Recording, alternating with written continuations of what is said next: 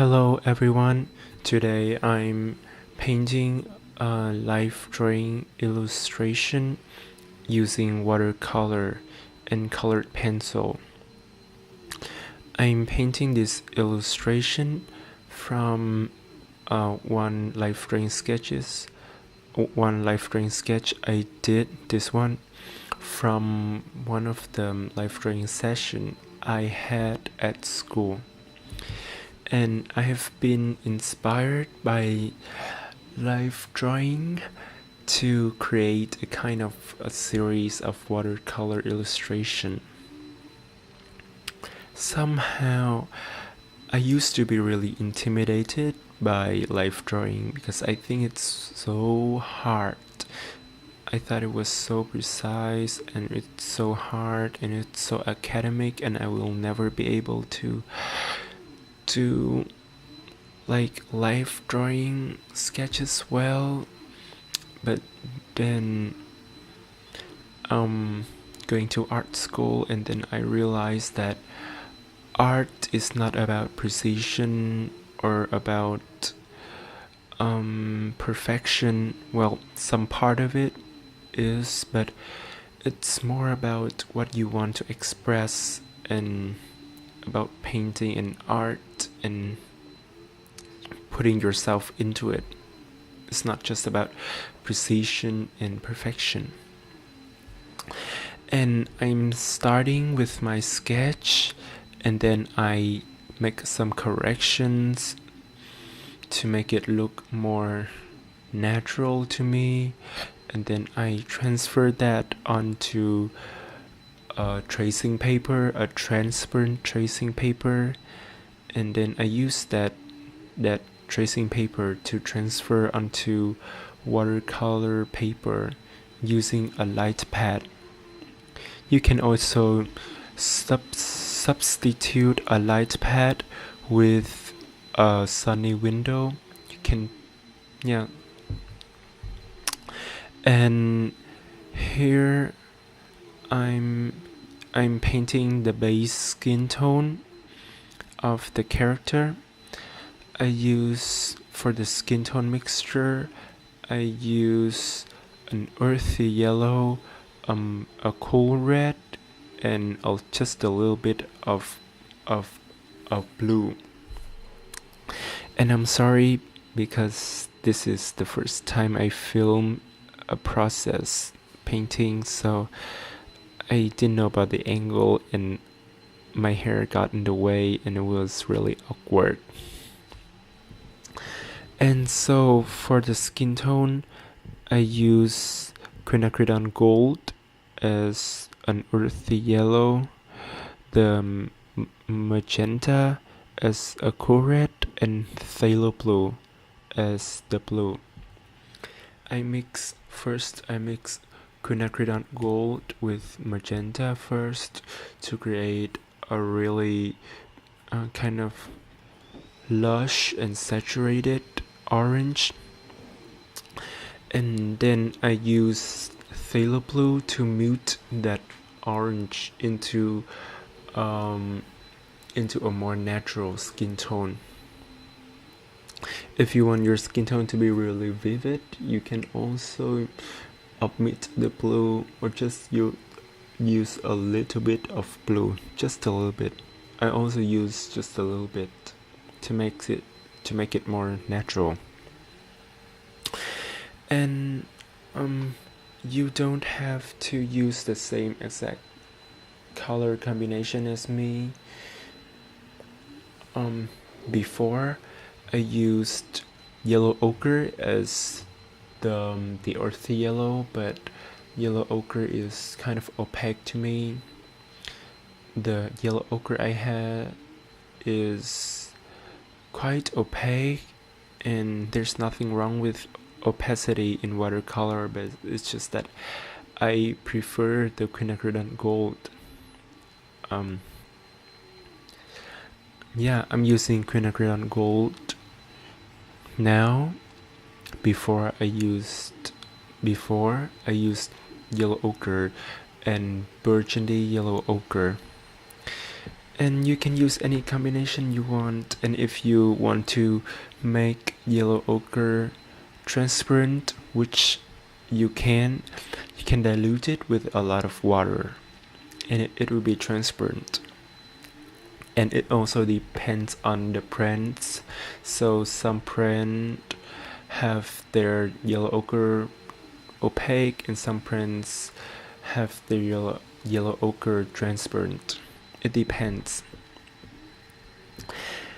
And now I'm painting the shadow of my character.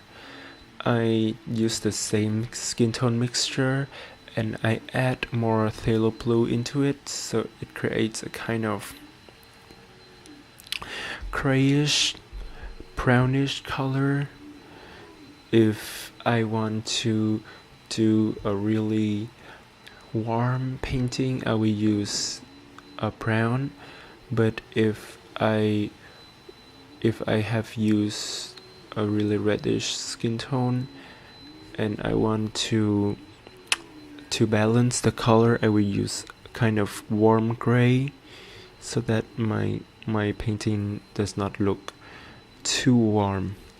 In this case, I use kind of a middle between warm gray and brown for the shadow.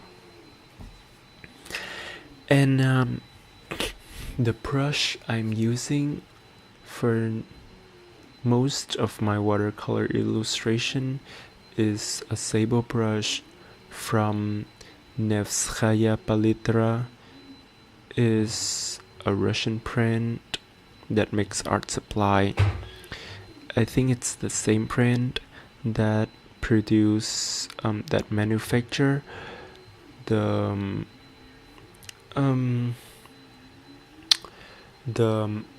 White Nights watercolor. This sable brush is really good, and I got it for a really cheap price, for about under $10. And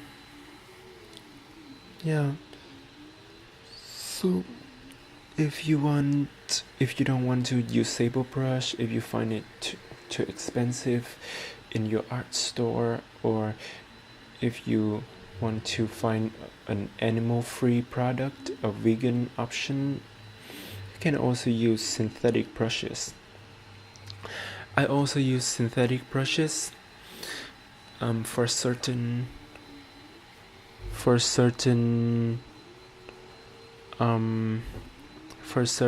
element in my painting. I prefer sable brush because it's really absorbent and it contains a lot of water, so I can paint really fast and I can paint on hot press paper. Yeah. And if you want, there's also synthetic sable brush from synthetic fibers that is also absorbent and animal free.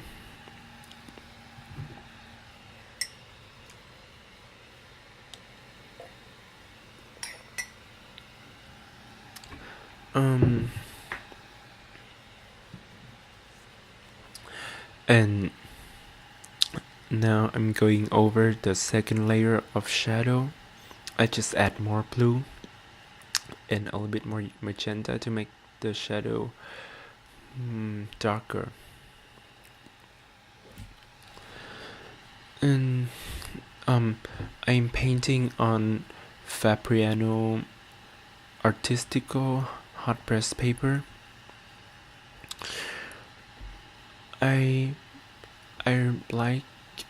I'm not really sure if I like this paper or not because it's quite absorbent. But yeah, my personal experience with hot press paper is that hot press paper is so absorbent and I have to work really fast in order to avoid the watercolor edges. And I'm a little bit confused because I kind of done researches online, and I can find many sources say that hot press paper is not absorbent and the water stays longer on the surface, and other sources say that hot press paper is so absorbent and cold press paper is not so absorbent, and there are so many explanations from both sources. And personally, I find hot press paper really absorbent, and I have to work really fast on it, which is why I prefer to use sable brush, because it has more water, and I can work with more water to avoid watercolor edges. And yeah, I use both hot press and cold press when I want textural effect. I want granulation or paint or flowering. I will use cold press paper. And if I want a really smooth painting, an illustration with a lot of details and skin tone, I will use hot press because the skin looks smoother on hot press. And I'm also sorry because my camera ran out of battery while I'm painting, so the videos are a bit choppy. Yeah, that's one of the difficulty with working with hot press paper, is that the watercolor dries up really fast and you have to work really fast, and I just can't be distracted. I'm sorry, so I'm focusing more on the painting and not the filming. And yeah, if you guys have any weird experiencing with hot press and cold press water, do tell me in the comment. Let's share our experience, because there are so many contradicting sources online. And here I'm mixing the dark blackish color for the hair. I use phthalo blue again, with a lot of phthalo blue and magenta to create a kind of purplish violet color, and then I add quinacridone gold to mute that purple into a kind of cool gray or brownish color to create a dark shade of hair. This model is an Asian person, so I paint dark hair and I use a kind of yellowish, kind of reddish, warm skin tone. And yeah, I'm really sorry because my camera was running out of battery, so I can only film up just the part where I mix the color. For the shading of the hair, I just mix more blue and magenta, and to make the mixture more darker, so that it's darker than the base below. Now I'm gonna use colored pencil to go over the line. Here I'm using two colors. For the outlining, I'm using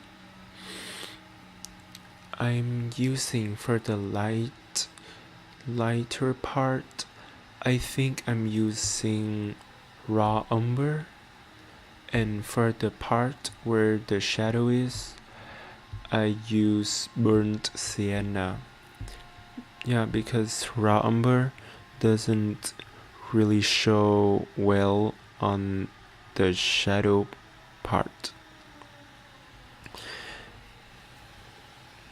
Yeah, and personally, I'm not really this painting does not turn out the way I wanted it to be, so it's not my favorite. Because I'm doing a series of live drawing illustrations, so there are many other illustrations I'm doing, and this is not one of my favorite. And I'm sorry because this is the first time I film while I'm drawing, so it's kind of awkward, and my hair's showing a lot, and I get a little bit pressured, so I doesn't do really well with the watercolor. Yeah, I think now I'm gonna finish the painting and explain a bit about the painting.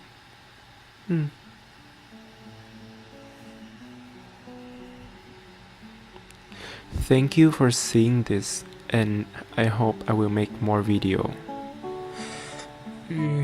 So this is the finished piece, and I'm sorry that the video is so choppy because while I was filming, my camera ran out of battery, and so I have to charge it while also paint it, and I just some part of that I can't because I must paint really quick on hot press paper. And so this is the finished piece, and I don't really, it's not as I expected it to turn out, because yeah, it's my first time doing a speed paint, and I find it hard to find time between filming and painting, so yeah, it's kind of hard, and it doesn't turn out as well as I thought it would be, because this is my first piece. I plan to do a series of live drawing watercolor from the sketches, but yeah, this looks much better than this one. Yeah, in my opinion. So yeah, this looks more lively. Yeah, more lively, if that's the word. So thank you for viewing this video. If you want to see a high quality image of this one, you can go to my Instagram page. I will link it in the link down below. So yeah, thank you. Bye.